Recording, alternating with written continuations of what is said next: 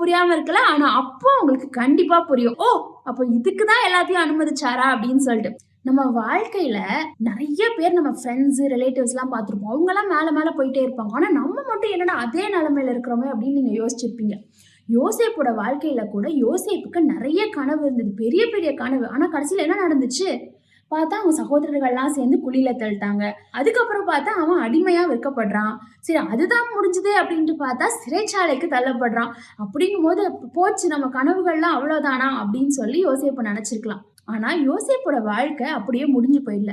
ஆண்டவர் ஒவ்வொரு ஸ்டெப்லயும் யோசேப்ப எக்யூப் பண்ணிட்டே வராரு.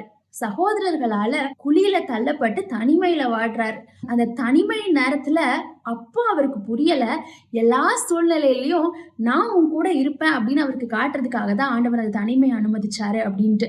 யோசேப்பு அடிமையா விற்கப்படுறாரு. ஆனா அங்கேயுமே இன்சார்ஜா தான் இருக்கிறாரு. ஆனா அப்ப அவருக்கு புரியல, இந்த அடிமையா இருக்கிற சூழ்நிலையில தான் ஆண்டவர் அவருக்கு தலைமைத்துவத்தை சொல்லி கொடுக்கிறாரு அப்படின்றது. சிறைச்சாலையில இருக்கிறாரு. ஆனா அப்ப அவருக்கு புரியல, ஆண்டவர் இந்த சிறைச்சாலையை அனுமதிச்சதே அவரோட வேர்த்தையும் அவரோட ஸ்கில்ஸையும் எல்லாத்துக்கும் காட்டணும் அப்படிங்கிறதுனாலதான். ஆண்டவர் ஒவ்வொரு ஸ்டேஜ்லயும் அவரை இப்படி எக்யூப் பண்ணிட்டே வராரு. அப்புறம் என்னாச்சு, ஒரு நாள் லைஃப்ல எல்லாமே மாறுச்சு. அப்ப அவருக்கு புரிஞ்சுது, ஓ, அப்போ இதுக்குதான் எல்லாத்தையும் அனுமதிச்சாரா அப்படின்னு சொல்லிட்டு. உங்களுக்கும் அதே தாங்க.